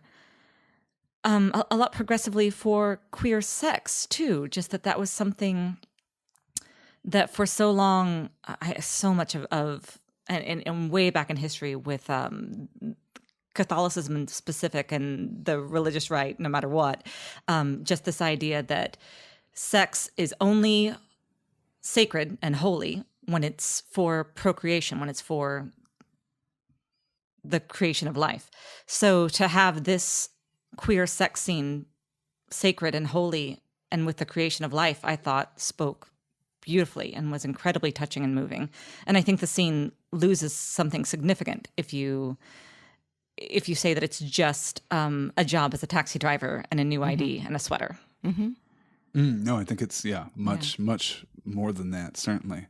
Daphne, is that a pretty accurate reading of your interpretation of the scene? Yes, that is how I see it. I wanted to add two things. For me, the I don't grant wishes, but you do is, again, I did come into this assuming that this was the first time that Salim got to have sex with a man, and actualize himself. And so, even if the jinn isn't seeing that as the granting of a wish, for Salim it is. And I think that that's actually the moment, even more so than the touching his shoulder and them touching hands or even the sex, that the most powerful moment is when Salim sees more. Because he also says, I wish you could see you, like, I wish you could see what I'm seeing, or I wish I could see you the way I see you. I wish you could see what I see. Yeah. Right.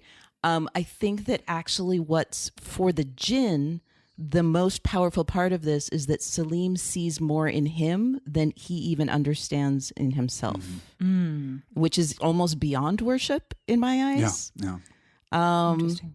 We have a lot of gods, either implying or saying outright how awesome and powerful they are. And this is the first time we had a humble God who is empowered himself.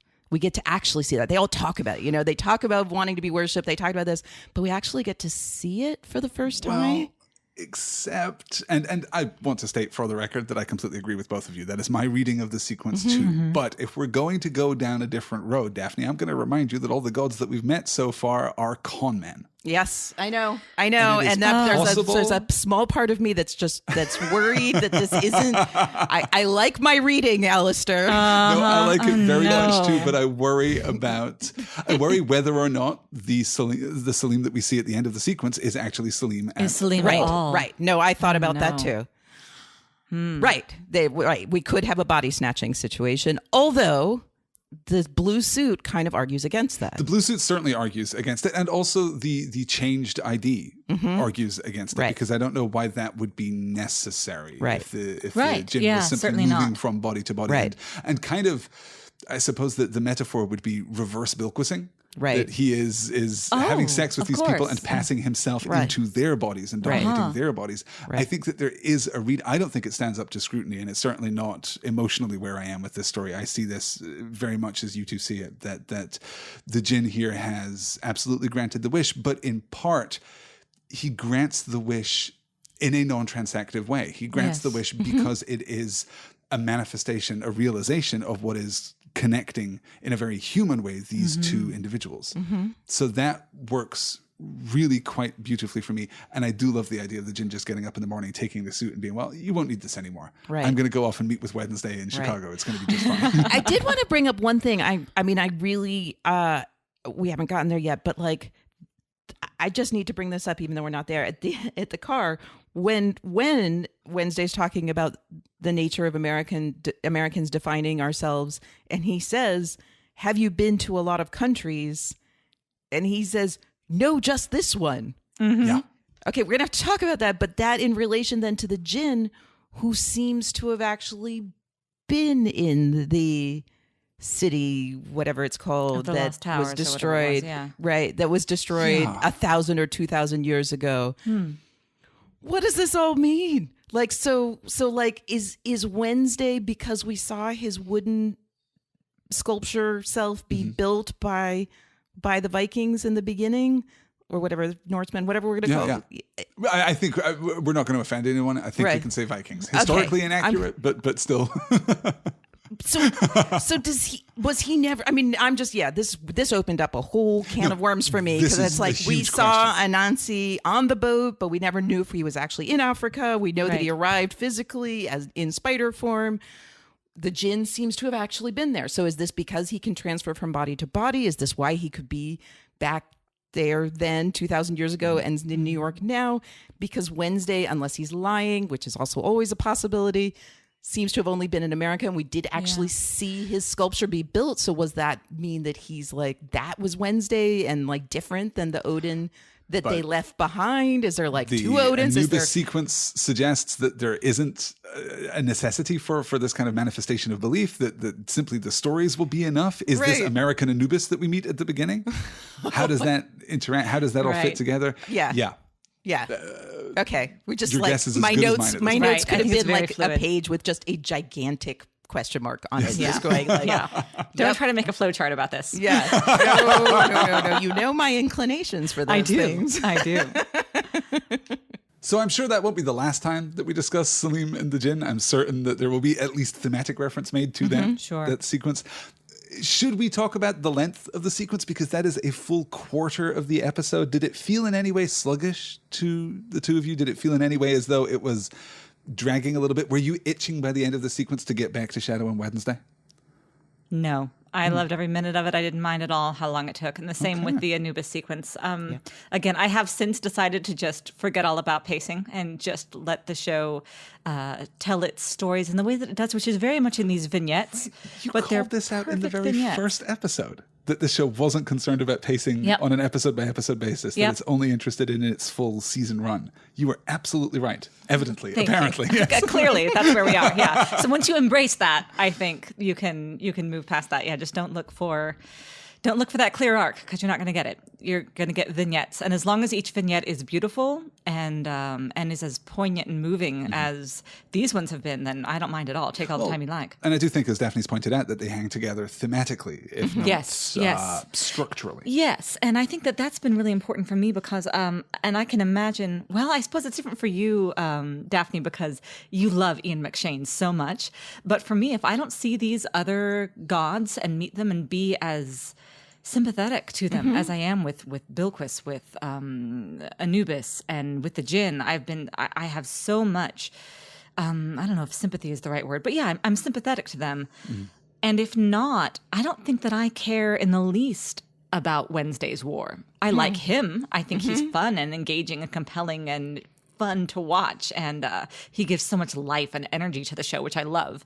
But I don't care in the least about his agenda or his war without meeting these individual, I say people, but gods that are affected by his war. Characters. So I need them very much. That's fantastic, because I'm certain that is the high-level pitch for including all of this extra material that isn't Wednesday in Shadow. That's clearly the intent behind these Somewhere in America sequences.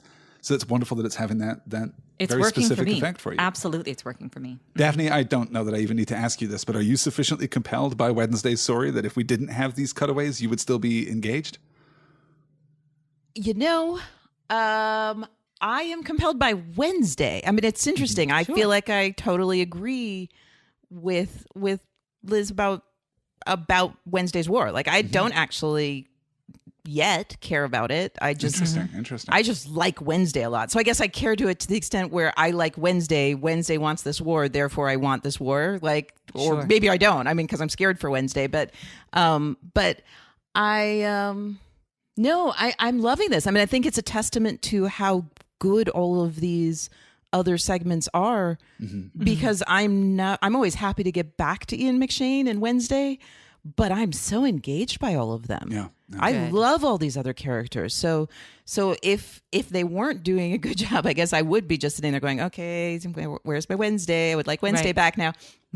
Especially this episode. I mean, I think I had no sense that the part with Salim and the Jinn was long, because it's beautiful and I love it. So it never occurred to me that it was longer than maybe one would expect it to be. Sure. So with all that said, let's get back to our Wednesday and Shadow story. Also, we missed it, but can we talk about Shadow straddling the chair to play checkers? Because that was unnecessary and great. What? Shadow being just the cool substitute teacher? Yeah. Well, I don't know if it's a substitute teacher thing. I just want to rap with you. Just a little hotness. Just throw in some, for the female gaze into it. I'm just saying. The thing I'm throwing in here is that I love that when Shadow's freaking out about this whole bank thing in the beginning, and Wednesday's like, you're my bodyguard, my body's going into the bank, but then he says, come on, have some fun. Yeah. I just still love wants Shadow this. to make the choice. I love this. Yeah. I love that. But I love that he's framing it as fun. Like, he's trying to be fun for Shadow. He's like, I'll get you hot chocolate, and this is going to be fun. And he is, which is great, because Shadow, well, okay, I'll talk about this in a minute, because I love Shadow actually being charmed by Wednesday during the con is my favorite thing. At the bank, they take the deposit slips and plan out the robbery. Less a robbery, I suppose, than a con, as might be expected. They cross the street. Wednesday buys Shadow a cup of cocoa with marshmallows, which it turns out he likes, and then instructs him to think about snow. This sequence is just completely mesmerizing to me. I love watching Ian McShane, as we've discussed previously. I love watching Ricky Whittle. This interaction, though, feels to me the most engaged, the most naturalistic, the most confident, the most comfortable. This stood apart to me from everything we've seen from Shadow and Wednesday so far. Is that true for both of you too? I don't know if it necessarily stood apart. It's my favorite of Shadow, I think. I love how Wednesday tells him to concentrate on something, and he's like, why? What do you want me to think about this? And he says, well, it'll give you something to concentrate on, basically. It'll help pass the time. And maybe you're right, Daphne. Maybe he is mothering Shadow just a little bit, and he gets a break. And he just decides, okay, you know what? I'm just going to sit in this car. I'm going to think about snow. And he does it beautifully. Visually, all of this worked for me a lot. It's a little silly, but that is a really great visual representation about how a person's mind wanders. And I liked it quite a lot. I thought it was really a lot of fun. The car for me was a bridge too far. The car was a bridge too far, perhaps. Everything else? Yes. The car was a bridge too far. Beautifully. Yeah. And even if totally the car true. had just been drifting through the cup, that would have been okay. The weird ramp at the end is what. Yeah. Then I was like, what are we doing now? Is he a 6-year-old? No. So, I needed for the car to not be there. Like, the marshmallows and the snow was perfect. That would have been great. The minute that car is going in there, I'm like, okay, why? I even more liked the ice at the Kinko's or whatever it was. Yeah, I liked even more. That I totally liked. For me. Yeah. Yes. Yeah, I like that very much too. Because yes, we go to the Kinko's Wednesday. First opines a little about Jesus and foreshadows. I mean, we're definitely going to be dealing with Jesus later in the season. There's really no way that we can't.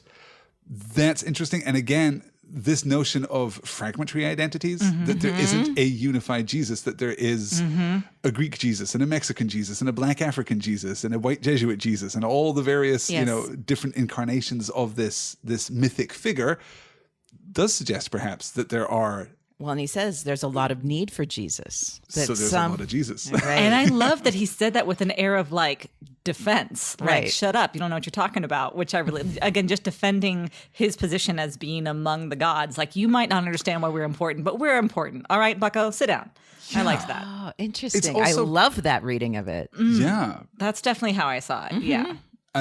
Yeah, that's very good. I like, too, how kind of casually provocative it is, because this is a show that is being produced in the United States here in the early years of the 21st century, and this is something of a divided nation, and Jesus is going to be, Christianity in general, is going to be a lightning rod for controversy in a way that, Anubis and Anansi and Odin are not necessarily. So I like that we're expanding the scope of this story to incorporate, more prevalent mythologies too, more prevalent stories and figures. I want to talk in the broadest possible sense there. I suppose I don't want to get pinned down into definitive terms, but I like that we're doing that. I think we should just put a pin in this entire conversation until we get to a better moment, a better opportunity to talk about Jesus, which I am certain that we will.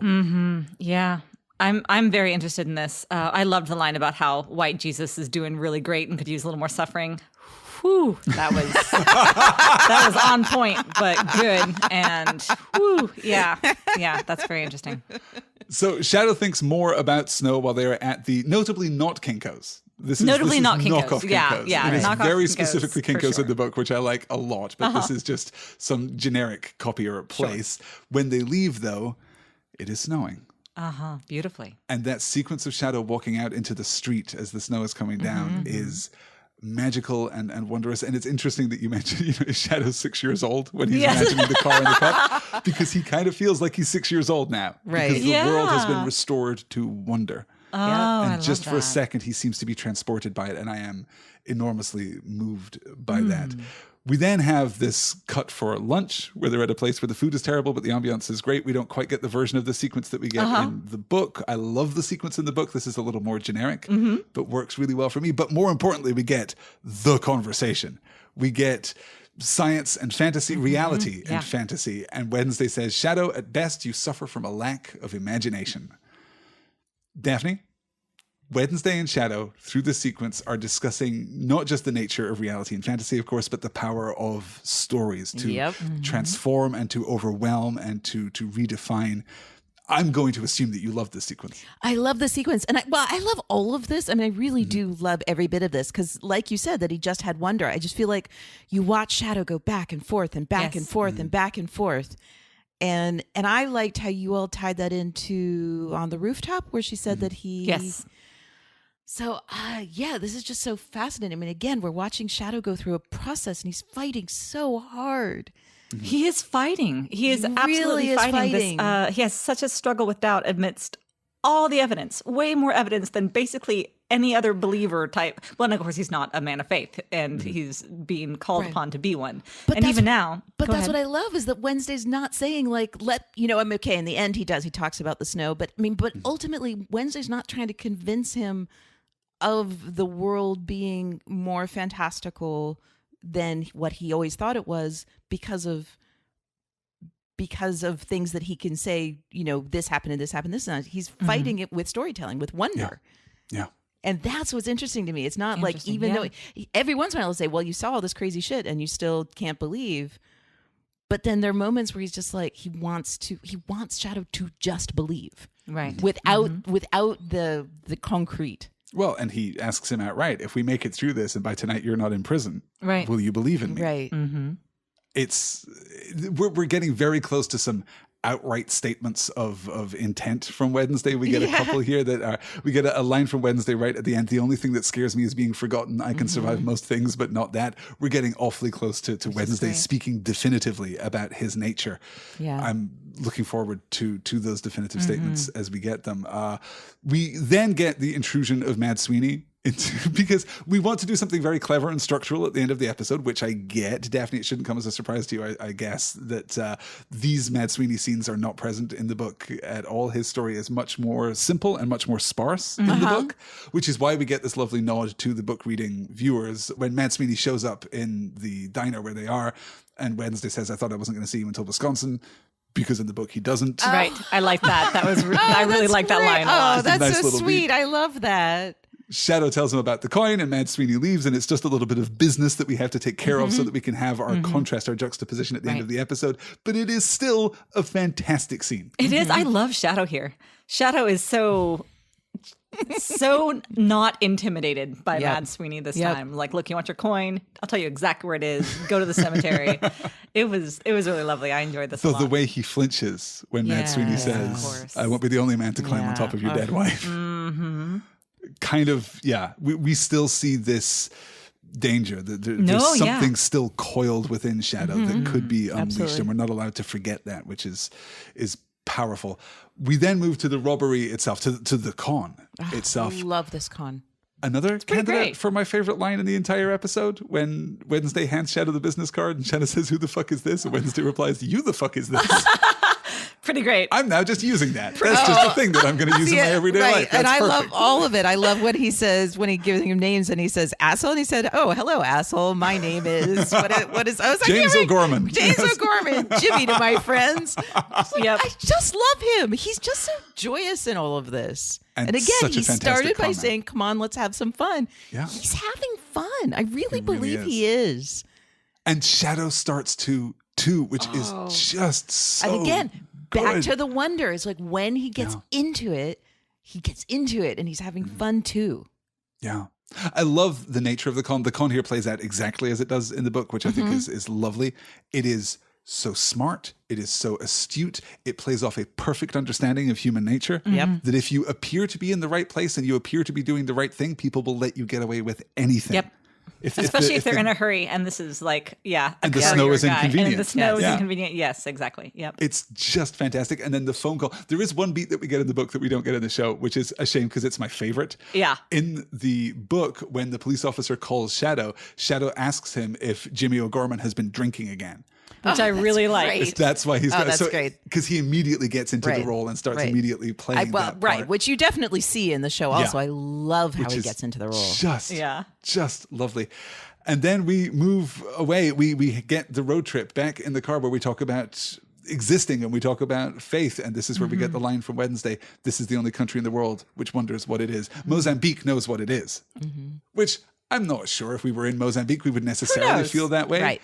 But certainly America is a country that constantly struggles to define its own identity, and Americans constantly struggle to define their own identity. And it is a country that is at least in dialogue with itself about its identity, which I'm saying very casually as the outsider.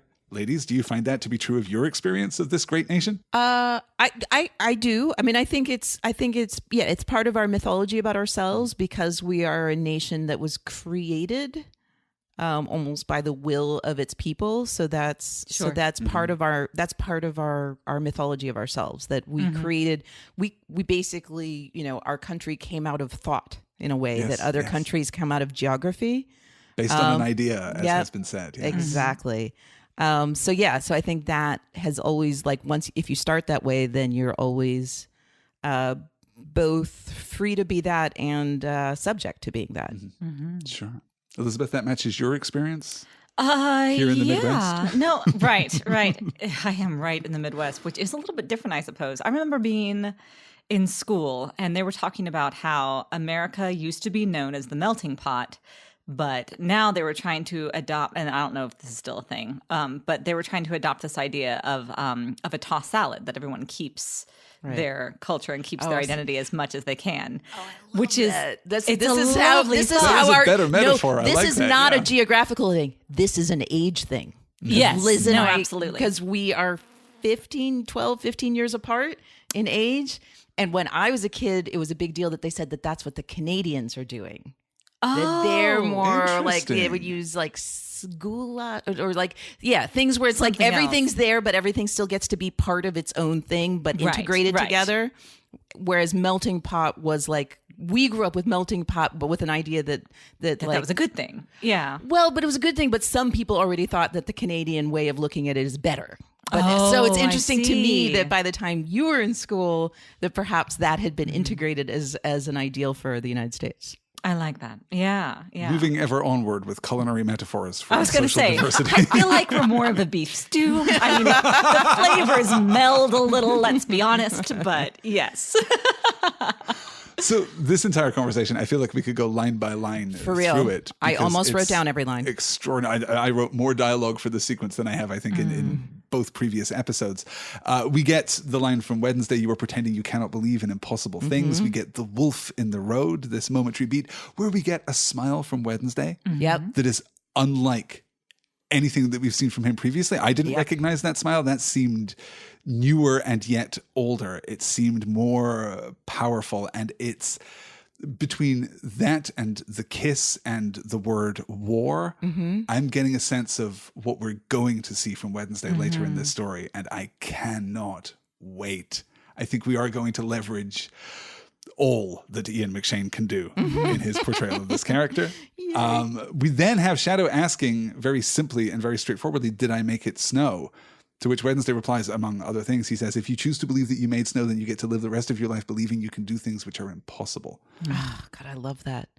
It's just fantastic. And then Shadow calls out too, it doesn't feel like a delusion because delusions feel real, and this feels like a dream. It's this entire conversation to me doesn't necessarily perhaps advance our understanding of where either of these characters are. It doesn't necessarily communicate any new information, but it does give us a powerful insight into their current emotional states and into the way that Wednesday will kind of lure Shadow ever onward with these conversational gambits. He will nudge him, he will prompt him, he will encourage him, but won't ever just give him a definitive answer. Right. He's easing him in. He wants Shadow to step forward. Yeah, exactly. Can I make a point about the wolf? I thought that the tone in the car changed completely when they saw the wolf, and not just because of Wednesday's smile. Yeah. How did the tone change? I think that, well, we start with "Do you believe me now?" Like, I think before Wolf, Wednesday was trying really hard to get belief from Shadow, and then when you see the wolf, and then Wednesday smiles, the focus of the conversation shifts, and that's when Shadow asks the question. That in the beginning, Shadow was fighting him, and Wednesday was trying to pull out of him some admission. And on the flip side is when Shadow suddenly, so like, I felt like some sort of energy in happened. That moment, Shadow believed. Yeah, that something happened when he saw that wolf. He saw that wolf, the wolf, and Wednesday clearly had a moment, but it also changed Shadow, because that's when he suddenly more open. That's when he's saying, "Did I do this thing? Is this possible?" So completely the barrier was broken down, and I feel like again they've been going back and forth and back and forth and back and forth with this. Oh, I like that very much. And then he says, "Choose to believe." This is where he says that it's like that the word, that choice is in that sentence you just said, that if you choose to believe this. So again, it's almost like the last one was about sacrifice and submission. This is about choice, which is like the next step. Right. So it was like going from being passive, submitting yourself is a more passive way of choosing. But this whole episode has been about the idea of Shadow actively choosing. Yeah.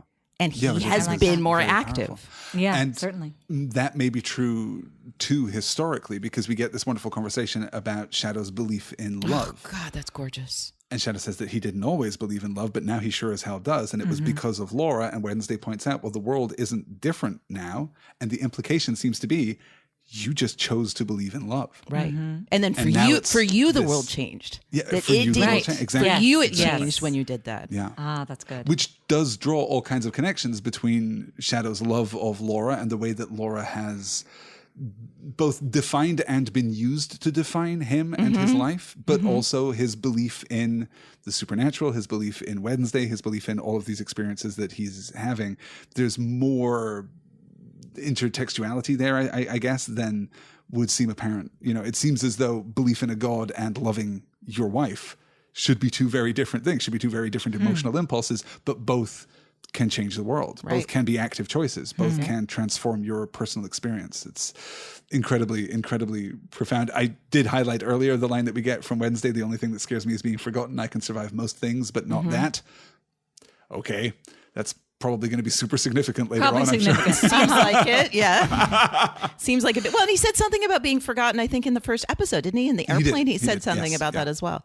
Yeah, and we've been kind of circling this idea. Exactly. I think by this point we're cued to see this as something very significant. Right. I'm just saying, because it didn't feel like oh my God, forgot. Like, it just felt like his clearest statement of the thing that he's been kind of saying all along. And he was talking earlier in the episode to Zoraya Vorchinaya about being forgotten in the old country, all but forgotten in the old country. So we're seeing this idea that forgetfulness, that being forgotten for a god can lead to a certain diminishing of their capability, diminishing of their power, diminishing of their fortunes. We then have this purposeful, active juxtaposition at the end of the episode, which I love structurally. It's just gorgeous. It really, really works for me. Mad Sweeney is excavating Laura's grave as Shadow checks into the motel. We get the reveal of the coin-sized hole in the empty coffin, just as Shadow goes into his room and finds Laura, who says, "Hello, puppy." This is a devastating cliffhanger. We've been critical, I think, of both the previous cliffhangers, both the previous endings, really. But this one, for me, worked beautifully. How did it work for you, Daphne? Well, it's funny. I liked it, and I think I would have liked it better had you all not talked about how Laura was supposed to be all muddy. Because, like the first thing I thought bothers me. Right, like, she's so pretty. Why are you so pretty? I was like, wait a minute. Be all corpse-fine. Right, seems like she's actually here this time, but she's not muddy. And Liz said she was supposed to be muddy, and now I. Sorry, it's okay. It is what it is. But I'm intrigued, so so there's that. Yeah, I think it's much less ambiguous here because we have the open grave, we have the empty coffin. Right. So and I suppose they did that instead. And so, okay. Yeah. I guess we now don't we know need it's to her physical body. It's actually physically Laura, and that's what's important, I suppose. And we're going to see how Shadow navigates that, because the show can't really take the same track as the book, because his incredulity would be, or his credulity, in fact, would be very different, because she's obviously much less dead in the show than she was in the book, which I can understand from an aesthetic perspective. Of course, you would make that decision. Yeah, you don't want it to be all a zombie show. Sure. Well, and it gives you a place to start if you're going to go down a dark path later in the season. So I'm into that. But were you moved? Were you stirred? Were you affected by Hello Puppy right at the end of the episode? Yeah, I was. Yeah. I'm interested to see these two interact. We talked before, I think, about how I wanted more of them that first time in the hotel room. Yeah. Right. So I'm glad that I'm going to get that regardless of how they serve it to me, frankly. Yeah. Well, and apparently you're going to get a lot more of that. Apparently I'm going to get a lot. Next week, episode 4 of American Gods, Get Gone, which I love quite a lot as a title, will apparently delve into the life and death of Laura Moon. Okay. I'm fascinated to see the structure of this episode. I could absolutely believe that this show will do something enormously provocative and take the whole episode, and we can get other Somewhere in Americas during that, but that would be provocative, at least at this point. So I'm very curious to see that. So all in all, we stand where we stood right at the beginning of our discussion today, that this is our favorite episode so far, that the show is gathering confidence, that it's gathering momentum, that it's not really working for us on an episode by episode basis structurally, if it is working a little better thematically, but it is building to something in which we're very invested right now. Is that a fair representation of all of our shared opinions, I suppose? Yeah, I think I'm less troubled by this episode-to-episode issue than either of you. I'm just... Sure. Okay. Oh, right. I wanted to say, for me, the thing that I thought of with all these is short stories.